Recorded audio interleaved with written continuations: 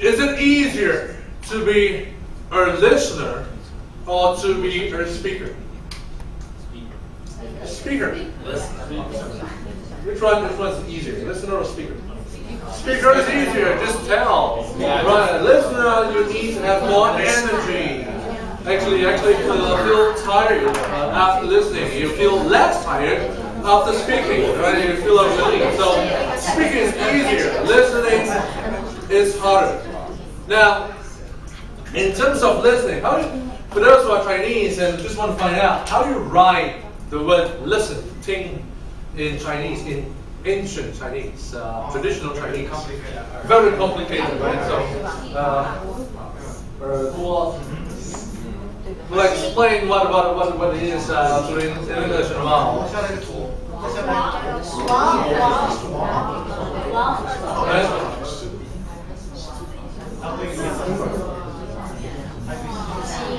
Okay, this is the thing to listen in ancient traditional Chinese, and just in case for those of us non-Chinese speakers, if you have been taking Chinese lessons, what is this? The year. The year, right? So we need to use years, of course. And what about the rest? See, the Chinese characters are all pictorial languages. I mean, pictorial characters. They actually get this inspiration from other pictures, sceneries, and other stuff. So the different parts of the word actually forms the word itself. So we have the year as part of the word listen. What else? What else are there? Okay, so there are two ways to look at it. One is to see that this is an eye. There's another way. It's if you have a 90-degree rotation. This part, if you rotate it 90 degrees, is actually moon for eyes, right? So it's another word for eyes. Eye. Correct for eye. So that's well. What else? Heart. Right, this is correct for heart. We see how many hearts? One heart. The whole heart. So it's on focus at eye. So also other things. People are saying that, what is this? Tweak a little bit, it's a character for the number 10. So with 10 eyes and one heart. Right, and also, this is king. The year is king. Yi er wei wang. The year is king. Use your ears.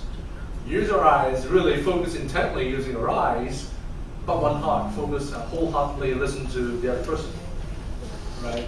Do you think that the exercise we had just now had a better quality of listening and communication than compared with our daily, day-to-day communication? Yeah. Why? Focus. We asked you to focus, do nothing, just focus intently for 2 minutes. So we have a much better quality of communication. We absorb a lot more information than we usually would have.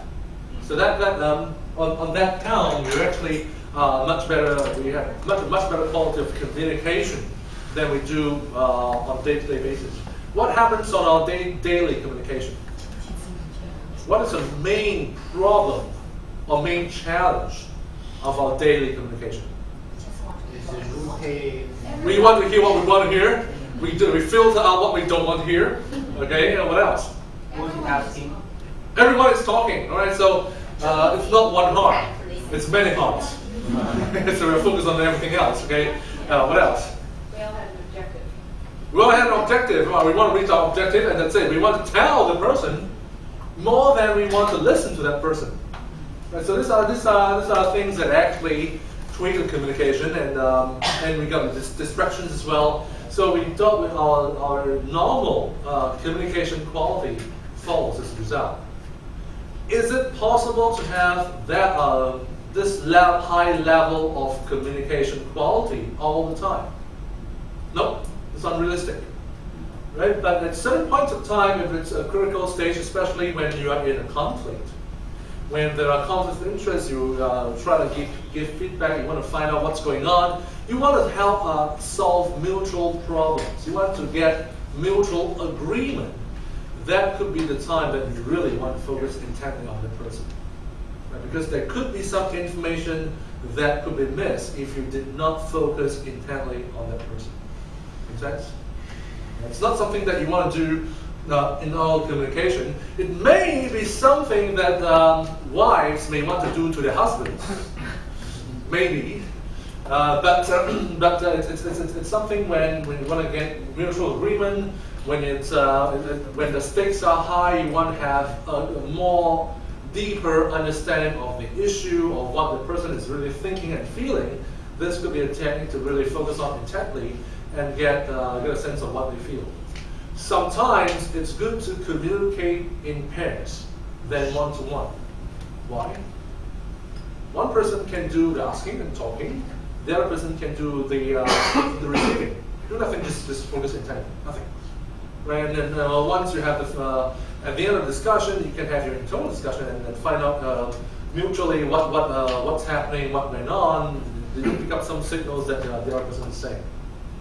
So these are some techniques that we can do to improve our communication, which in turn helps us to resolve the conflicts that we face at work. Now, the third part I want to go is to how we give feedback, especially to people of other departments. And we know that giving feedback to your own guys, your own team members, your own subordinates is a lot easier. You want to give feedback to some people of other departments. What do you think are some of the risks of giving feedback to people of other departments? Let's say you have a coworker of another department. This person keeps on making unfair comments, unfair and untrue and negative comments about you and your team behind your back to other people. Right? It's bad. And you want this to stop. How would your response be? How would you want to approach this situation? It's a coworker, out of the department, behind your back. This person keeps on saying bad things about you that are not true. How do you want to handle this situation? Ask him why. And say, no, I didn't say that. It's a coworker, he didn't report to you. It's nothing much. And in a way, even if you tell that person's boss, it's number one, it's hard to prove. Number two, that person did not really flout a rule in the company rule. It's not that it came up late and flout some company rules. Just say something that's negative comments to you and the team to someone else behind your back. So it's not really doing things against the rule. So it's sometimes hard to do that. So what we can do is to look into some of the things that we can handle. Before we start giving that feedback, we may want to measure the level of the relationship with that person. Do you have good relationship or normal, not so good relationship with that person? 看我们跟彼此的那关系怎么样? And by good and bad relationship, it's not about just we feel that we've got good relationship or we feel we don't have good relationship. There's some criteria here. The acronym is called BRAIDS, B-R-A-I-D-S-S. And these are the breadth. Now, how many spheres of my life does this person impact? Does this person only impact me in a very narrow way, or this person, whatever he does, is going to impact me in a broad way? The example I gave, this person is backmouthing me in front of other people. Will his comments affect me in my job? Or will his comments affect how my boss perceives me and may actually have a real risk in terms of my career development in this company? So it's a breadth of impact. Some people can say whatever they want, it's okay. Some people, if they say whatever they want, it has a huge impact on you. So that's a breadth of the relationship. Number two, results. Has this person's impact been a positive or a negative in my life? Right? If this person has more of a negative impact, then it's someone that you don't really want to talk much with. You want to deal with the matter and move on. If this person has got a positive impact on your life or on your work, that is someone that you probably will feel a closer relationship with, and you may want to have more in-depth communication with this person. Okay, so that's number 2. Number 3, approachability. How easy it is to interact with this person, and how willing am I to tackle tough issues with them. Is this person approachable? Or this person is hard to approach, very standoffish, doesn't want to cooperate, doesn't want to talk to you. Yes. This is this approachability. Number 5, influence. How much does what this person say impact my life and the choices I make? Similar to breath, will this person influence how I work, how I carry on my day-to-day business? How intensely and frequently do we interact? Is it you see this person like once in a while, or is this someone that you need to work with very frequently and very closely most of the time? Sacrifice. How willing am I to accommodate and sacrifice for this person? And what do you think will that cost me? Right? Is this someone that I'm willing to make some sacrifices for? Do I have that in-depth relationship? You know, in the word relationship, if it's translated into Chinese, what is the Chinese translation of relationship? Relationship? 关系，还有呢？Besides 关系，交情。Right, so in Chinese, relationship, normal relationship and in-depth relationship is different. Right, so it's normal 关系, it's in-depth 交情. So it's that is how in-depth